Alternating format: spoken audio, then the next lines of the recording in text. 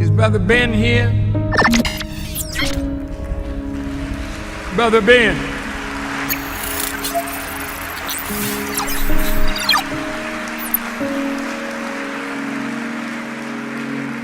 Now, Ben got a heck of a program. A lot of people listening to Brother Ben. And Ben tells them about the minister. And Ben tells them about the minister.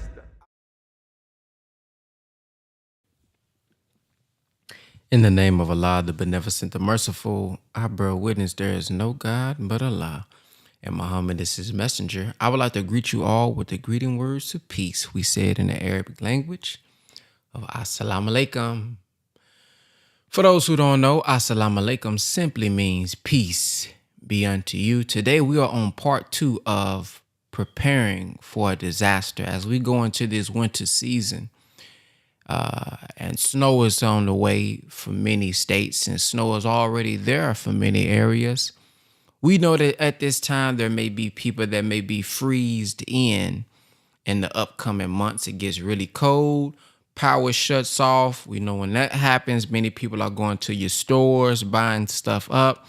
And you just never know what'll happen, man, during these times. We know past months, we've had hurricanes, we had disasters, we've had people to have to evacuate. And, we just want us to be mindful and be prepared for some of these things. So if you missed yesterday, man, go to Brother Ben X YouTube, go to the live section and make sure that you watch part 1 of this, because part 1, they laid the base for a lot of material and things that we need to know about CPR, or what materials we need to have.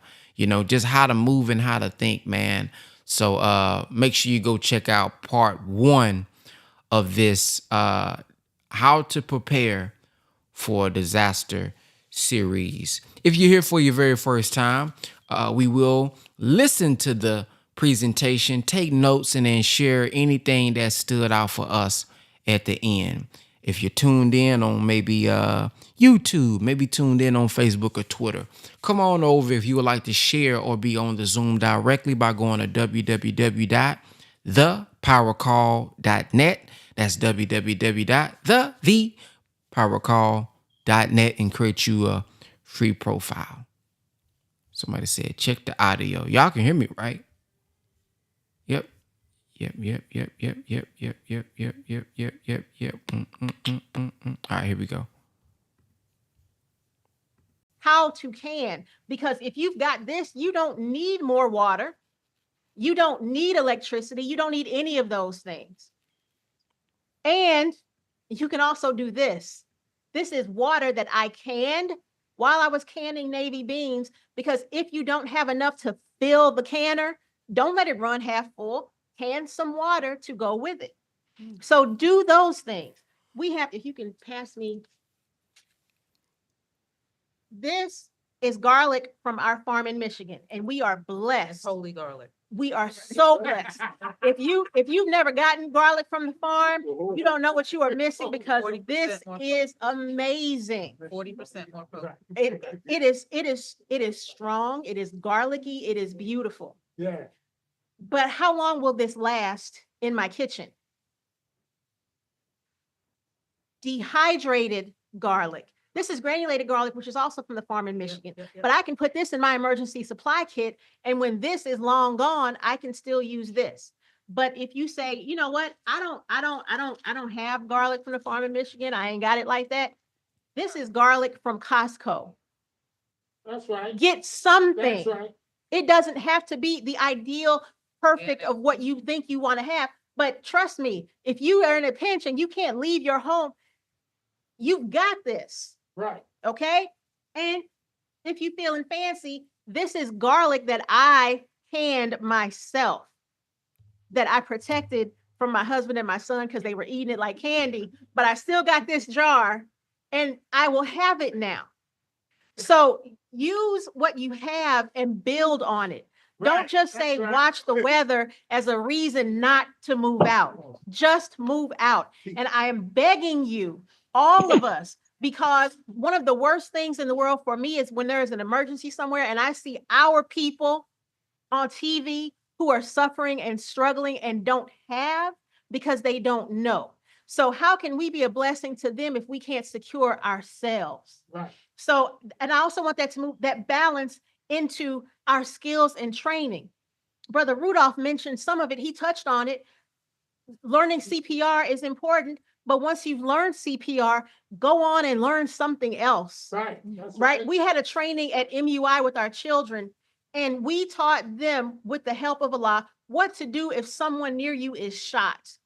How do you help that person to prevent them from bleeding to death before help can arrive? So learn those skills, learn the proper use of a tourniquet. We taught our children that, and now they feel comfortable and confident that in an emergency and in a disaster, they will know how to save another life. Yes, ma'am. So don't just sit back and say, watch the weather, because I'm watching on the Weather Channel and the man out there in the storm and everything is blowing around. Learn a skill Right. that you can use to save someone you love or save a complete stranger. It does not matter. For if you save one life, it is as though you save the lives of all men. Amen. So let us move out.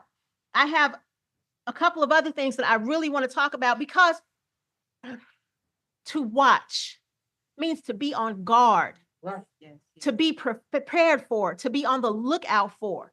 And you can't be on the lookout for something if all you can do when it happens is say, oh, Lord, it's a storm coming, right? Right. That's not going to help anybody. Be on guard. All general orders are in effect. And that's not just for when you come to the mosque at the time of meeting. That is every day, all day, and not just in personal security, but it is also for when these disasters happen. Because I think, and I'm speaking to those of us who are in Chicago in particular, and the Midwest in general, we have been so protected. Believers in places like Florida, Texas, California, they have these major events that happen with some regularity. But we have to think of these like dress rehearsals, okay? Yes, ma'am. That's And right. whenever you have a dress rehearsal, you know in the back of your head that somewhere opening night is going to happen.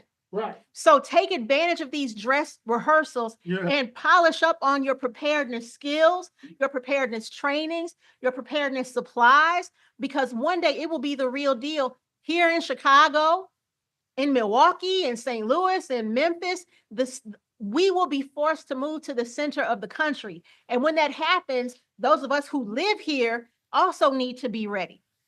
So please watch the weather, but then move on it, because these levels of biblical destruction are going to happen more and more frequently.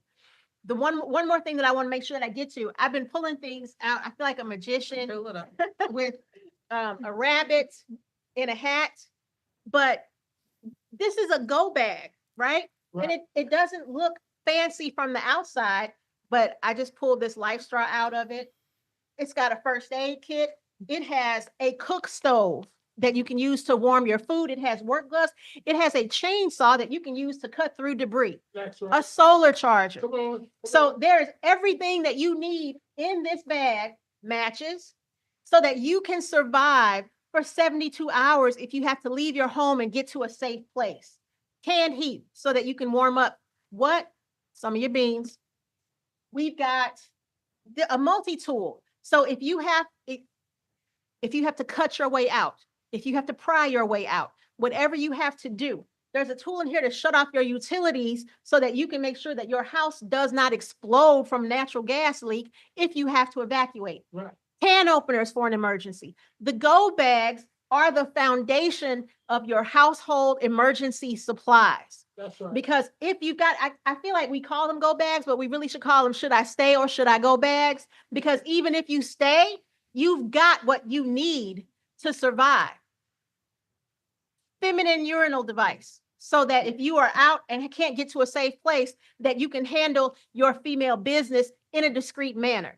So the go bag, this is a full kit with emergency lights. It has an emergency blanket in here. So there are all kinds of things that you can use so that you can start to prepare. This is the camp stove that goes with Actual stove. Yes, this is an actual stove. I won't open it up because last time I did, I cut myself on the sharp metal. But you use these together to warm up food, to warm up water. It has water purification tablets in it. It has communication devices in it. So let's not just watch the weather. let us watch the weather, a mess kit so that you can eat the food that you have. And it also has room for you to add a pair of sturdy shoes. And yes, I say sturdy shoes because Right. this is not the Right. time for you to be wearing something cute and fancy. This is not the time for you to add your Yeezys that cost, I don't even know how much money, but some shoes that you can walk in for miles, because that is what we will need to do, along with extra clothing. These are hand warmers and an emergency radio, which is also a flashlight, which is also a cell phone charger.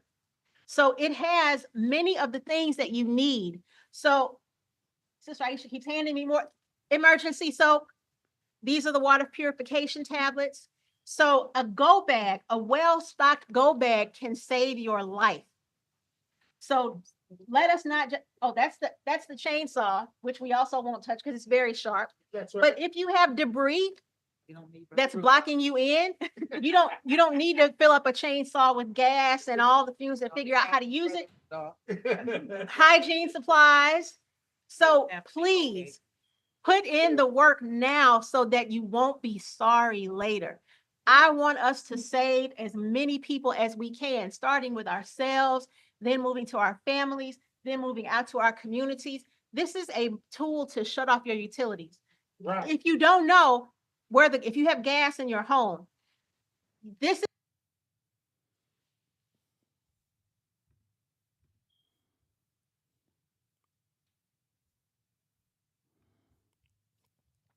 All right, family. Use this time to tell somebody to hop on this before it goes off as we get this together. All right, 1 second. Here we go. this is the any gas supply that comes into a building can use this shut off to shut the gas off. If you have water coming from a municipal water supply, this end will cut off any of the water at the source where it comes into your home. Is that my time? That is my time, brothers and sisters. I leave you as I came before you with the reading words with peace. Assalamu alaikum. All praises due to Allah. She was trying to get it in, and I really appreciate that because we do offer these go bags. So I saw a lot of you pulling your phones out. You're trying to capture the images, information. We have a QR code that we can show you. If you take a picture of it, what it'll allow you to do is go on our site, which is safenotsorry.org, and then we can get your information and you will be able to see what we're presenting right, here. it is. So just waiting for them to, I'm sorry, it is not the QR code any Okay. longer because praise It has be to some Allah, I've technical learned how to challenges. manage a website at my great age. But if you go into contact on safenotsorry.org, safenotsorry.org. Safe, SAFE, sorry.org. Then you'll be able to get the information once you provide your information to us, everything that we are talking about here. I'm so proud of this panel, this powerful group that has provided this information. Let us give them a round of applause. So we have some more information. And we're going to go over a few minutes, but I hope you don't mind. All praise is due to Allah. Thank you. We thank Allah for the Honorable Minister Louis Farrakhan and the great sacrifice of Mother Khadijah and the Farrakhan family that we might be so fortunate to be gathered today by Allah's permission. So, are we prepared? So, as I talk to you, I'm talking to myself.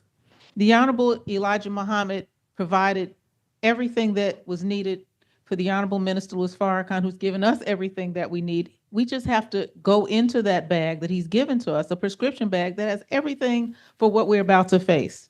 In the Holy Quran, in Surah 8, Ayat 25, remember it says, and guard yourselves against an affliction which may not smite those of you who are unjust, exclusively who are unjust, and know that Allah is severe in requiting, because we keep thinking, I'm Black, I'm a Muslim, follow the Honorable Elijah Muhammad, I'm not going to get hit. Some of the believers are, by the grace of Allah, saved everybody, but some people did get some water in their homes. The question today is, are we prepared? So one of the things that we need to talk about for the mosques that are watching, and a special shout out to mosques, the 7th region, because I spoke with Sister Student Regional Captain Anya, and she provided me with the protocols that the mosques and the regions follow with respect to hurricanes. Now, around May or June, they update their contacts to make sure that they have everyone's information. And as the season progresses, they double check that with particular attention on our seniors. And we will have those of us who refuse to evacuate. And the Honorable Minister Louis Farrakhan told us that unless it conflicts with our religion, then we follow the law, we follow the rule. Now, we should know that if we want to remain behind and such a warning is coming, just remember, get a magic marker, put your name on your arm so that your body can be identified later. So we have to make sure that all the regions within our nation, regardless as to where we are, we know about the seventh region, but this affliction is not just for the seventh region. It is for everyone, and we should not wait, like, oh, it's just not hurricane season. It can happen anytime that Allah and His Christ decide that it should happen. Okay? So we need to understand how it works, how we connect from the regionals to the locals and down through the ranks and back up, because those of us who are in the ranks have a great responsibility to make sure that our information is updated. We have to be able to do, as Brother Student Minister Halim said, get within our zip codes and we know who exists in there, so that in an emergency, if you have food stored, you can't get to it. What good is it if it's floating around in your yard? But we know how to find one another. Okay. So do you have an evacuation plan? Have you spoken to your family about it? Because you might know about it, but they may not know anything about it. Do you or other family members know what that plan is? No, we don't. So let's touch on advanced directives, and that's also will be on the website. An advanced directive is a written statement that you decide on and prepare that informs others should you become unavailable or unable to make decisions for yourself on how you want certain medical decisions made in the future. You must talk with your family, because some of us have family, they're not in the Nation of Islam, and they don't know what your decisions are. So if left up to them, they may not abide by your decisions, but that's not their fault. That's our fault, because we don't want to communicate with them. But we should also make sure that it is in writing and it is understood. And it is recommended that you speak with your attorney and any agent responsible that you appoint. See, it doesn't do any good if I find out later, oh, you made me the responsible person. I found out from some letter, but you never talked to me about it. Now I have to prepare myself. Okay. So if you leave it up to chance, then you're relying on a mystery God. Okay. So let's touch on a few things. We're going to skip over the power of attorney because right now, my mother is 90 years old. And she did not want to talk to me about putting her papers together. And in moving her, I found them. The will, the power of attorney, healthcare directive, of which I am listed. Number one, I have no siblings. And then number two, the person is my mother-in-law that she listed. And that was a great decision. But all praise is due to Allah. But my mother never discussed that with me. I came upon it in our packing. Your last will and testament, because we're all going to go at some point. And it would be nice if your family wasn't fighting over your nation's medallion or whatever you have. End of life plan. What is it? Do you have one? Okay. So when was the last time you and your household walked through your evacuation plan? In your other house where you don't live anymore? Your children are not two anymore. What is your plan? Suppose your child is away at school. What is the plan for them? Instead of us panicking, calling all the believers in Tuscaloosa, Alabama, asking them to go get our child from the campus. We have to think of those things ahead of time. Who are your go-to persons when you have an emergency, and does your family know? So if I don't show up at home, what would my husband think? Where is Aisha if she's at someone's house? Because maybe we can't get to our house. Where would I go? Where would you go? So we look at Asheville, North Carolina, as an example. Those people lost power. Many of them, the infrastructure has been totally destroyed. Towns have been wiped out. We didn't even know what we were going to experience when the COVID pandemic came. It took us all by storm, right? Shock of the hour. We were at Savior's Day in Detroit. The next week we're here. Next week we couldn't have class and no meetings. Some of us still haven't managed through that. So I'm saying your emotional stability, your mental state is as important, because anything that we're experiencing on that level of trauma that we have not yet handled, because we don't like the other tool the minister gave us, which is auditing. So if we didn't get some level of therapeutic services, when a disaster strikes, it's going to exacerbate us. And some of us, remember the movie Airplane? When the person was just, and the nun was like, pow. Somebody's going to have to get slapped. Because if we don't discipline ourselves with how to eat to live, I can't even trust my food around you because you're nibbling all the time. Talking about I eat one meal a day. You're not eating one meal a day. And I can't trust my supplies around you. They're not going to last very long. Okay. So I don't even want to have you in my space because I can't trust you because I'm going to have to lock everything up and have a shotgun. And I don't have a weapon in my home because I follow the directives of the Honorable Minister Farrakhan. So do you have a shelter in place plan? What if that shelter becomes unavailable? Did you see what happened down in Tampa? Did you see what happened with that stadium where they thought they were going to go for shelter? Shredded. That's what they're calling it, shredded. Do you have a plan in place to help mitigate disaster warnings? So suppose a flood is coming. What do? You think I'm not in a floodplain area. What does that matter today? Look, neither was Asheville. Okay. I've been to Asheville. Anybody ever been to Asheville? I went there to buy furniture. And a lot of if you look at the history of the slave trade and all that was financed in that area, you understand. Because Allah is not playing today. What about tornadoes? I lived here in another residence one time, and we would get tornado warnings frequently. And funny story. So we didn't have a basement, so we went in the crawl space. And I didn't think, okay, you have helmets in the garage that we use for the bikes. No, I went and got colanders, pots. We had stock pots on our head. And then we remembered we had a dog. Oh, God, got to get the dog? Oh, yeah, we got to save the dog too. And he was so excited because he had not been in my house before. So he was down there just licking on us. And I was like, I'd rather die in a tornado, but you got to figure it out. But down in Asheville, they said so many dogs were left homeless and without food. They were eating rocks. Can you imagine being in that condition? We might be there if we don't prepare. So how are we preparing our neighborhood? Do we just keep the teachings to ourselves?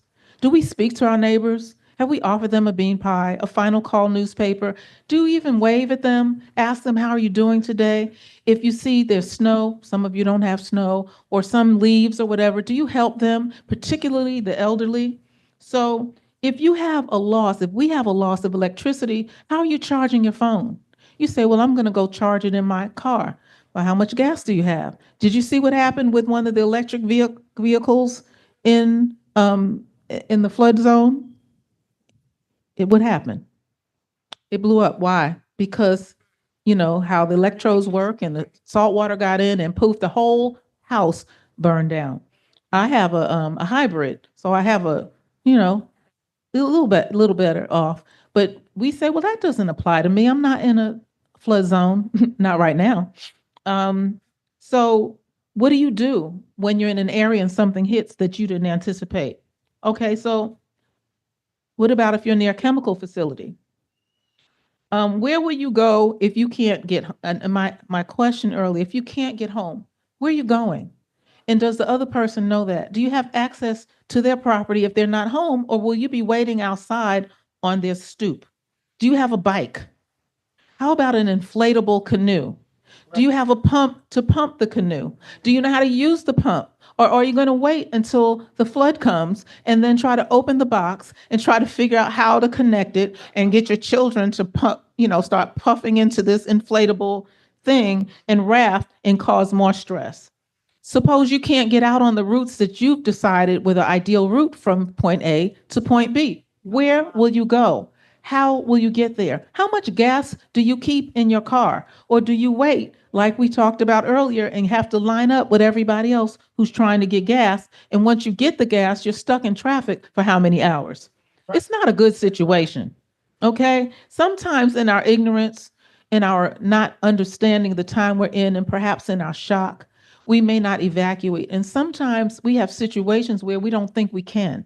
We don't know how to. That's why you should talk to your student regional laborers, your student captains, your student ministers, whoever, and say, I don't know what the plan is, because maybe in your mind, you cannot think about getting you and your elderly mother out of your house in an emergency. What about people with disabilities? How will you get them out? And if you're going to take your pets, some of us love our dogs and our cats like we gave birth to them. Okay? But if you're not prepared for them, it's cruel to take them under your roof and think that perhaps one day you can, just wing it. because they might start looking like a steak or a pot roast, as the brother said a little earlier. You think we're not going to be that hungry? We never know. Okay. What is the plan to let loved ones know that you are safe? Right now, there are a lot of people who are still missing. And perhaps your cell phone is down, so you don't know what your contacts are. How many of you know how many people in your phone you have contact numbers memorized for? I might know 5. That's it. But I know 3246000. That's the mosque here. But suppose the phone is down. Suppose all the satellites are down. How will you be able to communicate? What is the plan that you have decided with your family so that in the event of an emergency, they will know that you are safe? You and I must talk about that. And so we talked about the go bag. If you've not ordered one, because a lot of us are still waiting for the mystery guide or waiting for Sister Alva, you have to put one together. And we do offer one. So when you go on the site and give us the information, we can give information back to you. Of course, you'll have to put in your own shoes and your own medications, okay? You don't want my medicine. You don't want that. And if the trauma center is shut down, as Brother Rudolph said, and they're not thinking about us, you have to be that trauma center in your own home. Okay? And what is the other option? Because what we learn today can save the lives of not just ourselves, but our community as well. And we can't start thinking about who don't look like us or use our language. That is not what we want. We don't even know who will save our lives. Because when I was in a situation 10 years ago, and our car was flipped over because of 18-wheeler drove us into a wall on I-57 here in Illinois, and we had to be extricated. I didn't sit there looking about like, what's your name? How do I like what? No, whoever will save you, that's Allah's angel coming and it's a mercy and a grace. Okay, so if you have medical needs, everybody needs to know that, and it should not be a secret. Some of us don't like medical professionals. We have white coat syndrome. I do too. But I go. I had my physical this week. But we need to know what your health situation is, and it does not need to be a secret because there needs to be a backup plan for those things that you need. Perhaps you can't get to your medications and your dietary needs. You need to know what the wireless emergency alert systems are. The emergency alert systems, such as the National Weather Alert or FEMA's National Warning. And by the way, I was told 2 days ago that FEMA's about run out of money. Do you or another member of your home know how to use a ham radio? And I don't mean pork. I mean ham radio. And if you know, yeah, lamb radio. But if you know, but you don't have one, that's a problem. So somebody in your family should be designated to go find out how to learn one. My husband did, praise be to Allah, and I don't know, so I'm going to be relying on him. But suppose he's not around.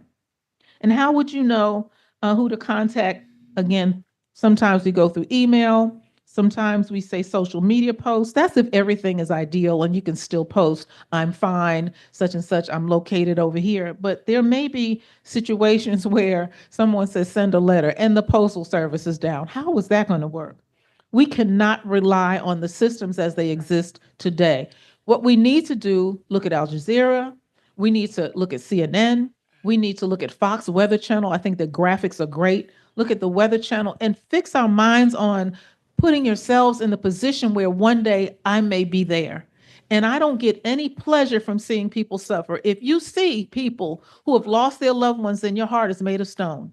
And you know, we don't know where we're going to be, but for the grace of Allah, we pray that we will get through it. Right. So if you have, if you've thought about some things, then we've done our job today with what Brother Student Minister Abdul Halim shared with us, with what Brother Rudolph shared with us, what Sister Vivian shared with us, what Sister Alva shared with us, and what I'm sharing by the permission of Allah, then we've done our job.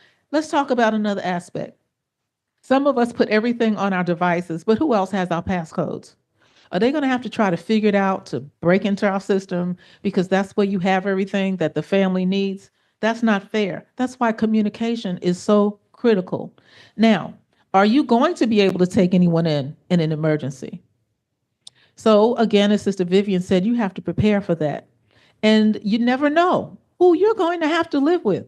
So we better affect these 8 steps of atonement. If we've been, not speaking to people or pretending, and we given what Brother Imam Sultan says is not the greeting, salam alaikum. No, that's death to you. Assalamu alaikum is a prayer for your peace And when we look at each other, we better mean it, because we never know if we're going to have to live with that person sitting right in front of us or next to us by the permission of Allah. So we have to be prepared to mitigate our properties and our communities and know what the plan is for your community. If your block doesn't have one, start a block club. Have a conversation with your neighbors to inspire and encourage them. And right now, it shouldn't be too hard. All they have to do is turn on the news. I'm going to close with this from The Fall of America. And I quote, "The destruction and fall of the world that we have known is now, without a doubt, in process. When we refer to the world, we are referring to the world of the white man, for the world of the black man has yet to come in. The world of the black man, by divine guidance, is now merging in on the old world of the white race. This makes the destruction and fall of the world of the white man imminent. Here in America, we can see nothing but the fall of America. It is no secret. It is obvious to the eyes that are open. If we want to close our eye and minds and claim that we do not see and understand, then we will be falling ourselves." That is from the Most Honorable Elijah Muhammad in chapter 40 of The Fall of America. And the Honorable Minister Louis Farrakhan said to us, "The Holy Quran closes with these two chapters of refuge, because it is what is in these two chapters that tries the mind, heart, spirit, and soul of a believer. If the believer does what these two chapters tell us to do, we can get through the darkness into the brightness of a new day, which really is the hereafter. I seek refuge in the Lord of the dawn." Well, if we're going through a period of intense darkness, this chapter is telling us that the darkness is not permanent. After intense darkness comes the dawn of a new day. And so I say that in thanking Allah over and over for blessing us with a divine reminder, a warner, and a comforter, the Honorable Minister Louis Farrakhan. If we listen, and he says, to wise guidance and follow it, we will not be losers. So we have to take everything that was shared today and go back over the time and what must be done. Go back through all of the writings and the lectures of the Honorable Minister Louis Farrakhan as he is attempting to prepare us for the darkness that is upon us today. Wherever you live, whatever region you're in, we have to have a plan. And we have to do so with each other. We have to be in communication with one another. And we're going to have to love each other, because one day that one person may save your life. And don't worry again about what they look like or where they come from, because we're told that even if a Caucasian gives us a cool drink of water, it may extend them or allow them to a hereafter for a period of time. I'm saying to us, let's be wise. Let's open our minds, expand our breasts, and do whatever we can to save our very lives. I want to thank the Honorable Minister Louis Farrakhan and the Shura Executive Council of the Nation of Islam, and for each and every one of you for gracing us with your presence today. I know some questions were posed online, and perhaps we'll go online to be able to answer those. But right now, I just want to thank you for bearing with us. We're over time for a little bit, but may Allah continue to bless each and every one of us with an awesome weekend. What a blessing it is to hear from those who are here today. Again, give them a round of applause. All praise is due to Allah for their coming and traveling and being with us today. And we're very grateful and honored to have each and every one of you, because it is our responsibility and our duty to serve. Happy Holy Day of Atonement. Assalamu alaikum. Thank you. Woo! Wasn't that good? It was good, but something says, oh, it was also bad. Well, what do you mean by that, Brother Ben? I know y'all sitting there like me saying, ooh, boy, I need a whole bunch of stuff, boy. Ooh, I need to get me man, you need a tax refund to go get some of this stuff here, man. You like, ooh, just when I thought that was done, I need something else. Yeah, buddy, we need damn near a pantry in our house. We need a grocery store downstairs in the garage. We just how they had the garage stacked up with all them tools. Ain't y'all imagining just a whole room full of survival stuff? Good God almighty, boy. Woo! Somebody said, where's part one of this? Oh, well, part one is on the YouTube channel. that you on right now, just go to my channel and then go to the live section, and you will see part 1 from yesterday. Sister Rose said, I thought I was prepared. Just when you thought you was prepared. Boy, it's a bunch of stuff we got to get, ain't it, man? Press the number 3 if you have anything that you would like to share. If there's anything that you would like to share that stood out to you, go ahead and press the number 3 at this time. We want to hear from you of what stood out to you. Let's start off with Sister Shalon. Okay, so you see, I had to quickly change the number. Okay, so thank you for this. This here, woo, like Sister Marie said, I thought I was prepared. Yeah, I do have to go back and update. So thank you for this. This is a reminder. They say a reminder is a blessing. So I've been blessed by you bringing this up, reminding us. I want to make mention as well of the necessity of, if that's the proper word, of communicating with neighbors, because it took me back to yesterday when we had believers speaking on how much they've canned and what they've canned. It when I think about the neighbors, it's vital for us to communicate with them, because the neighbors are going to be the ones who knowing, if they know that you have prepared in such a way, they're going to be the ones at your door, whether you want them at your door or not. If they come willingly, if they come invited or uninvited, you just want to communicate with neighbors. My daughter and I have taken the time to walk around the block, and we were not doing it just for the survival aspect of it. We were doing it just to get the word out about the final call, about actually about my book at the time, with me doing the footwork for that.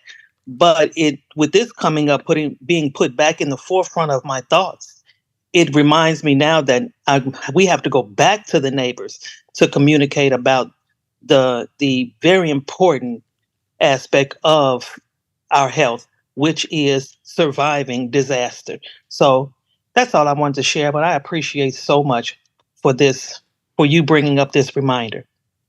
Yes, Thank you for letting me share. You're welcome. You're welcome. Sister Kenyatta?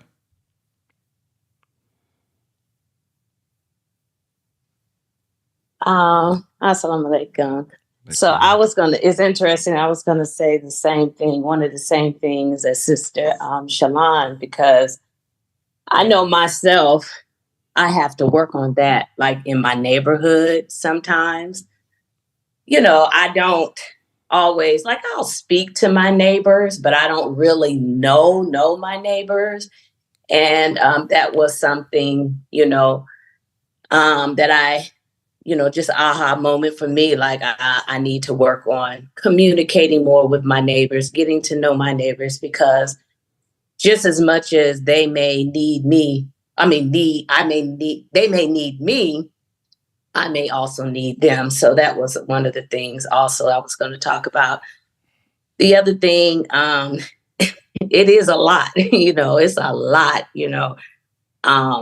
as they were saying all the things, it's like I was saying to myself, like, oh Lord, like, Lord, how long is it going to take me to get all these things, But also, when they talk about use what you have and build on it. So I think because I watched the episode yesterday, and like the one sister was saying, even if you have to start with something small, just go ahead and start with that. Don't try to go, it's like where, oh, I may need a generator. I may need this. I may need that. You may not be able to get that now. Don't just wait. I think sometimes, I know myself, I'll do it. Like I'll know, okay, I need a generator. Okay, well, I got to wait and save up to try to see if I can get this or I can get that. But you should at least start building on what you have and start getting the little things, whether it's like, the go bag. You may not be able to have everything in the go bag, but you still begin to start building on it. And even talking about it, like even to my children, like communicating about it, letting my children know, about evacuations. And, I think sometimes, because things haven't hit us, sometimes we're comfortable and we're complacent and we'll kind of think like, well, I know that can happen, but because it hasn't and it hasn't really hit close to home like that, sometimes we don't move. So I think also when they said, just watch and move on it. So don't just listen and hear and read and know that a time is coming. Move on it, because the time could be tomorrow. I mean, the time could be later on today. You know what I mean? Just as quick as the sun is shining, something can happen immediately. So I think it's really, really important to begin somewhere, having the conversation and begin building. Buying Band-Aids. I mean, just getting a little bit of whatever, a little bit. Even canning is interesting, because I was talking to my mother about canning, and I always said to her, I want to learn how to can, but I haven't, you know what I mean? And there's really no reason why I haven't, so just, making sure we appreciate the knowledge that we have been given, but not just to appreciate it and hear it, but to really, really move on it. And then the other thing is, there's one more thing I was going to say. Oh, when it talks about learning a skill to save lives, it's interesting because my daughter, she is a sports medical assistant in college. And I was saying to her, hey, you need to learn CPR. You need to learn these things. But as I'm saying it to her, I'm like, well, so do you, because the more people that know how to do these things, the more lives that you can save, because you never know. I think about sometimes when I see people, stories of people choking, and sometimes I sit and I think like, what happened if one of my children would choke or start choking on something? Do you know what to do? Can you save their lives? Can you help them? What can you do? And I'm like, honestly, I was like, man, I don't know how to do that.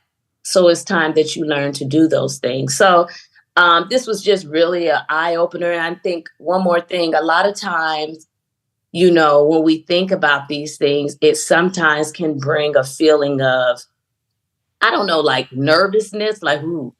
But, as that saying goes, when you stay ready, you don't have to get ready. So you don't have that fear. When you stay ready and you do what you're supposed to do and you move on it, then you don't have to be nervous. You don't have to fear. So when you see weather and you see these things coming, because you know that you're prepared or you're moving towards that, then you don't have to, you don't have to fear those things. So staying ready, at all times, keeps you from having to get ready. So anyway, thank you for allowing me to share.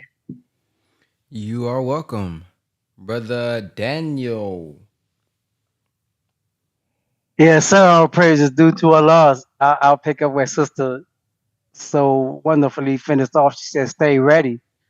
So you don't have to get ready. It reminds me of what Sister Aisha was saying about we should revisit all of the books of Honorable Elijah Muhammad.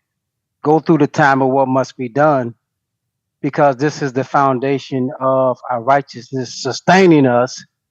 And this is the foundation that we need to even have the mindset to get through this hour. Because I can have everything in my house that I need physically. But like she was mentioning, if I'm broken mentally,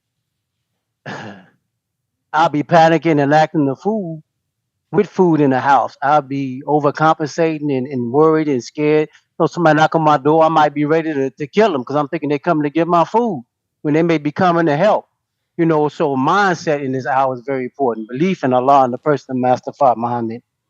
And that he did raise the two is very important. And as far as speaking with the neighbors and having a mission in our mind, I really think of how when we are doing what we're supposed to do, studying and practicing, then it becomes an easier and natural thing to do to go after the people of God and to relate like that. I notice within myself when I'm having issues with that, it's something within that's stopping. It's something within that's creating a roadblock.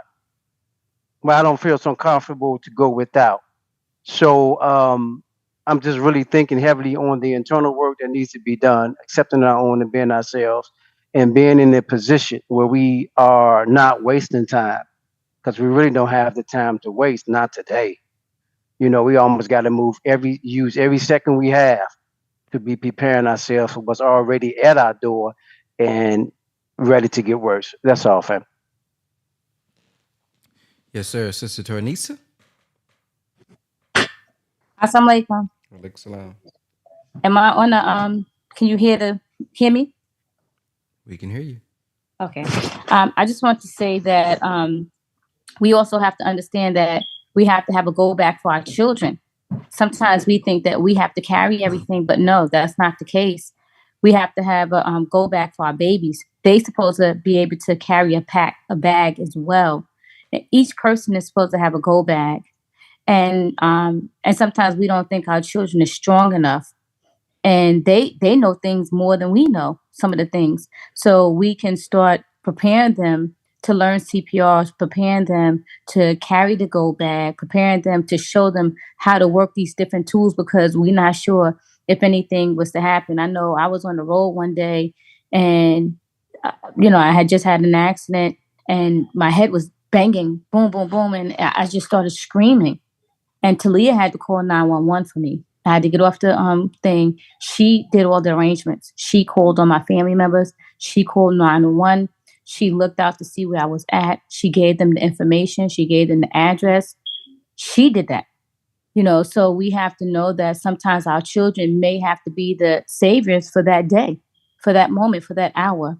And so I thank a lot much for my daughter, because that was 2 years ago. She's 9. She was about 7.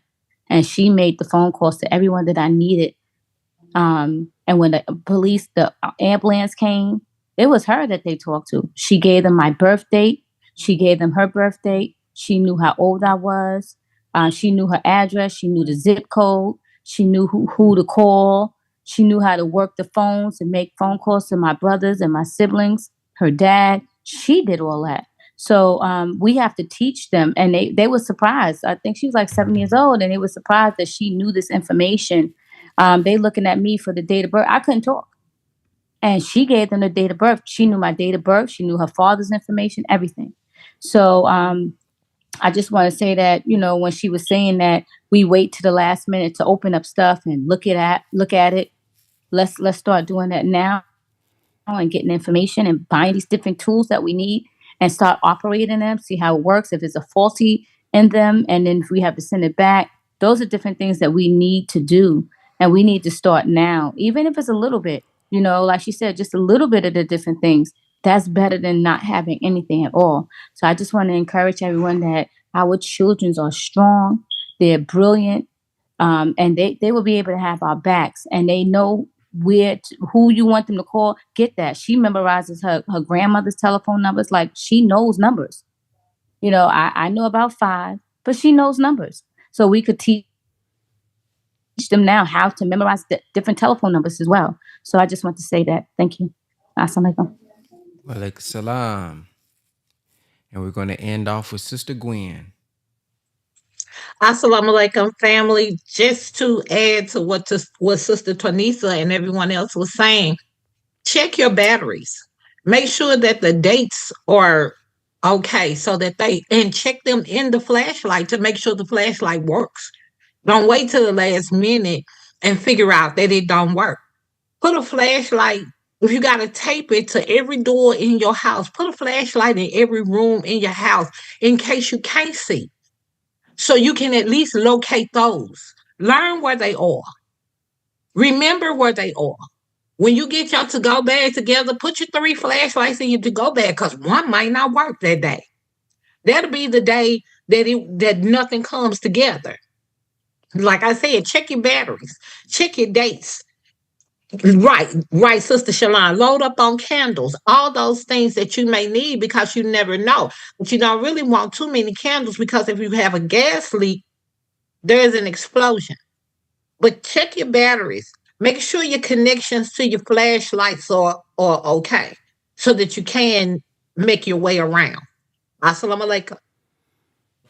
Walaikum salam. Well, great feedback, everybody. Again, if you missed part 1 of this, go to Brother Ben X on YouTube, click on the live section, and check out part 1, man. Part 1, again, there was a lot of stuff dropped, man. So if you thought this was something yesterday, there was a lot of valuable information on here. And Sister Randisha gave us a great idea to maybe have, like Sister Colette come on. I also thought about Sister Divine by Nature, who can come and give us some resources, man, and teach us about what we need to do. I think Sister Divine by Nature has some of those backpacks that's already prepared. If she still does that, I know she was doing it a few years ago. I think she still does that. So yeah, those are some of the things. Hold on. Wow. Well, that's a disaster. Sorry, you got a notification. But yeah, and Sister Heckova says she has a book as well. Not sure who she's referring to, Sister Colette or Sister Divine by Nature, but I know they both have some valuable information that we need, especially when it get cold. So again, make sure y'all go to those websites that was mentioned today. Check out the replay, watch it over and over and over again. And again, like they said, I know it's a lot, but get what you can afford. It's better to have something than to have nothing.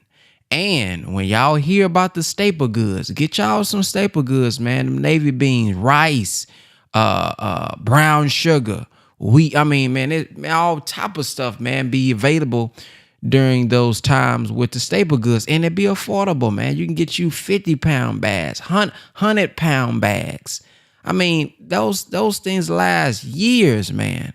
And then when we couple that with learning how to can and all that good stuff, man, we'll be all right, So thank y'all for listening, man. And inshallah, we'll be back in the morning at 8 a.m. Central Time. Assalamu alaikum. Is Brother Ben here? Brother Ben.